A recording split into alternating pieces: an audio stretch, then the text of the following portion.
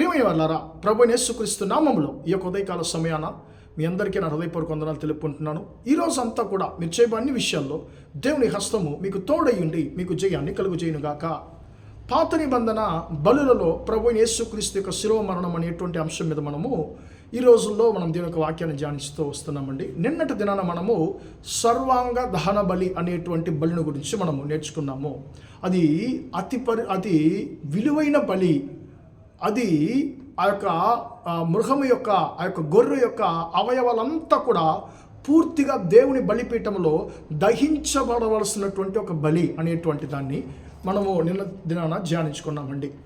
ఈరోజు మనము రెండో బలిని గురించి మనము ధ్యానించుకుందామండి. లేవియ కాండము 2వ అధ్యాయంలో 1వ వచనం నుండి మనము ఈ యొక్క రెండో బలిని గురించి మనం గమనిస్తున్నాము. దీనికి నైవేద్యము అనేటువంటి ఈ బలి పేరు ఏంటంటే నైవేద్య బలి అని కూడా మనము దీన్ని తీసుకోవచ్చండి. ప్రియమైన బిడ్డలారా, ఈ యొక్క నైవేద్యము ఎలాగ అర్పించాలి అని చెప్పబడుతుంది. ఈ యొక్క నైవేద్యము ఆ యొక్క నైవేద్యంలో 3 వస్తువులు దేవునికి అర్పించాలండి. అంటే మొట్టమొదటిగా పిండి, గోధుమ పిండి, పులియని గోధుమ పిండి, పులుపు లేని గోధుమ పిండి. రెండవది సాంబ్రాణి, మూడవది నూనె. ఈ మూడిటిని పిల్లరా కొంచెం ఆయన ఏం చేయాలంటే అక్కడ యాజకుడు దేవుని యొక్క ఆ బలిపీఠములో, యెహోవా బలిపీఠంలో దానిని జ్ఞాపకార్థముగా దహించవలెను అనేటువంటి మాట మనం ఇక్కడ చదువుతున్నాం ప్రియులారా. దీనికి కూడా ఏ సమయాల్లో ఇది అర్పించాలి అనేటువంటి సమయం ఇక్కడ చెప్పబడలేదు. ప్రియమైన బిడ్డలారా, దీని గురించి ఇంకొక తమిళ బైబిల్లో దీన్ని భోజన బలి అని ఈ యొక్క బలికి పేరు ఇవ్వబడిందండి. ఎందుకంటే ఇక్కడ రక్తం లేని బలి ఇది, కాబట్టి దీని పేరు భోజన బలి అని తమిళ బైబిల్లో ఉందండి. ప్రియమైన బిడ్డలారా, ఈ యొక్క పిండి, నూనె, సాంబ్రాణి ఈ 3 కూడా యేసుక్రీస్తును సాదృశ్యపరుస్తున్నాయి. మనకి యేసుక్రీస్తును గుర్తు చేస్తున్నాయి. ప్రియమైన బిడ్డలారా, అక్కడ తీసుకొచ్చేటువంటి ఆ యొక్క నూనెలో కానివ్వండి, పిండిలో కానివ్వండి, సాంబ్రాణిలో కానివ్వండి కొంచెం మాత్రమే ఆ యొక్క బలిపీఠంలో దహించబడాలి.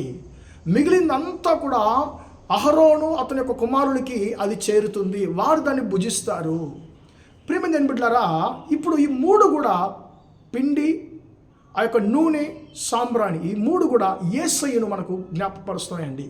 యేసు యొక్క శిలువ మరణము ఎలాగా ఇక్కడ చెప్పబడుతుంది అని మనం గమనించినట్లయితే ప్రియులరా, యేసయ్య అంటున్నాడు యోహాను సువార్త 6వ అధ్యాయం 35వ వచనంలో, జీవాహారము నేనే, నా యొద్దకు వచ్చువాడు ఆకలి కొనడు అనేటువంటి మాటను మనం చదువుతున్నాం. ప్రియమైన బిడ్డలారా, యేసయ్య ఈ యొక్క పిండికి సాదృశ్యంగా ఉన్నాడు. ప్రియమైన బిడ్డలారా, ఆ యొక్క పిండిలో పులుపు లేదు, యేసయ్యలో పాపము లేదు. ఆ యొక్క జీవము గల అప్పమైనటువంటి ప్రియమైన బిడ్డలారా యేసుక్రీస్తు, ఆ జీవపు రొట్టె యేసుక్రీస్తు నీ కొరకు నా కొరకు సిలువలో ఆయన తన్ను తాను ఆయన అప్పగించాడు, బలిగా అప్పగించాడు. ప్రియమైన బిడ్డలారా, సాంబ్రాణి అది యేసయ్య ఆయన పూజార్హుడు అనేటువంటి దాన్ని మనకు జ్ఞాపకపరుస్తుంది. నూనె యేసయ్య అభిషేకించబడినవాడు, అభిషేకించబడినటువంటి దేవుని యొక్క కుమారుడు నీ కొరకు బలి అయ్యాడు,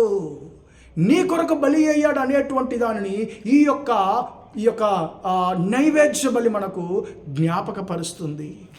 ప్రియమైన బిడ్డలారా, అభిషేకించబడినటువంటి దేవుని యొక్క కుమారుడైనటువంటి అతి పరిశుద్ధుడైనటువంటి యేసయ్య, నీవు నేను సజీవంగా నిత్యకాలంగా పరలోకముతో ఆయనతో మనము జీవించాలని, ప్రియమైన దేవునికి శత్రువులైనటువంటి మనమును ఆయన తన మరణము ద్వారా దేవుని దగ్గరకు చేర్చుకోవాలని ప్రియమైన బిడ్డలారా ఆయన తన యొక్క ప్రాణాన్ని సిలువలో ధారపోసాడు.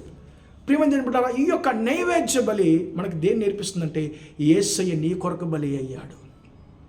ఇది అతి పరిశుద్ధమైనటువంటి బలి అని ఈ యొక్క బలి గురించి చెప్పబడుతుంది. ప్రియులారా, ఈ యొక్క బలి యొక్క గురి ఏమిటి?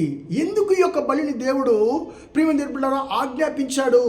ఈ యొక్క నైవేద్య బలిని మీరు చెల్లించాలి ఎందుకు దేవుడు ఆజ్ఞాపించాడంటే, ప్రియమైన బిడ్డలారా మనం సజీవంగా మనము దేవునితో మనము ఐక్యత పడి ఉండడానికి ఈ యొక్క నైవేద్య బలిని దేవుడు ఇశ్రాయేలుకి ఆజ్ఞాపించాడు. ప్రియమైన బిడ్డలారా, ఆ యొక్క నైవేద్య బలి అయినటువంటి జీవాహారమైనటువంటి యేసయ్య నీ కొరకు నా కొరకు ఆయన బలి అవ్వడానికి సిలువలో తను అప్పగించాడు. ఎందుకంటే మన క్షేమం కొరకు, మన ఆశీర్వాదం కొరకు, ఆ జీవాహారమైనటువంటి యేసయ్యకు, మన కొరకు బలి అయినటువంటి యేసయ్యకు మనం కృతజ్ఞతాస్తుతులు చెబుదాం. అయ్యా, నా కొరకు, నా ఆశీర్వాదం కొరకు తండ్రి నిన్ను నైవేద్య బలిగా సిలువలో అప్పగించావు, నీకు స్తోత్రం అయ్యా అని చెప్పి మనము ఆయన్ని కృతజ్ఞత కలిగిన హృదయంతో ఆయనకి మనం స్తుతులు చెల్లిద్దామా? ప్రార్థన చేద్దాం. ప్రేమగల మా తండ్రి, దయగల దేవా, ఇంతవరకు మాటలు విన్న తండ్రి, మీ బిడ్డలు ఒక్కొక్కరిని దీవించి ఆశీర్వదించమని ప్రార్థిస్తున్నాను తండ్రి. నైవేద్య బలి గురించి తండ్రి ఈరోజు మాతో మాట్లాడిన మహాకృపను బట్టి స్తోత్రం అయ్యా, స్తోత్రం. అభిషేకించబడినటువంటి దైవ కుమారుని అయినటువంటి నీవు తండ్రి అయ్యా, మా కొరకు మేము సజీవంగా దేవునితో ఉండాలని తండ్రి మమ్మల్ని తండ్రి నీ యొక్క మరణం ద్వారా నీ వద్దకు చేర్చుకోవడానికి జీవాహారమైనటువంటి నీవు తండ్రి సిలువలో నైవేద్య బలిగా తండ్రి నిన్ను అప్పగించిన మహాకృపను బట్టి స్తోత్రం అయ్యా. నీకు పాపాల ద్వారా, రహస్య పాపాల ద్వారా తండ్రి అయ్యా స్తోత్రం తండ్రి, నీకు దూరంగా ఉన్న ప్రతి ఒక్కరిని తండ్రి అయ్యా నీ ప్రేమతో అయ్యా వారిని నీ దగ్గర చేర్చుకోమని ప్రార్థిస్తున్నాను. నీ బిడ్డలు తండ్రి నీ యొద్దకు రాకుండా తండ్రి అడ్డుపరుస్తున్నటువంటి ప్రతి ఒక్క పాప క్రియలు యేసయ్య నామంలో తొలగిపోవునుగాక. పాప బానిస ఆత్మలు యేసయ్య నామంలో తొలగిపోవునుగాక తండ్రి. స్తోత్రం. ఒక్కొక్కరిని మీ వద్ద చేర్చుకోండి తండ్రి అయ్యా స్తోత్రం. మా కొరకు బలి అయినటువంటి జీవాహారమా నీకు స్తోత్రం అని ఈరోజంతా కూడా మా సహోదర సహోదరులు చేసే అన్ని విషయాల్లో మీ హస్తం వారికి తోడుండి వారిని ఆశీర్వదించమని యేసయ్య నామంలో ప్రార్థించి అడిగి వేడుకుంటున్నాను తండ్రి. ఆమేన్, ఆమేన్. ప్రియమైన వాళ్ళరా, ప్రభు దీవించి ఆశీర్వదించను గాక. Praise the lord, praise the lord.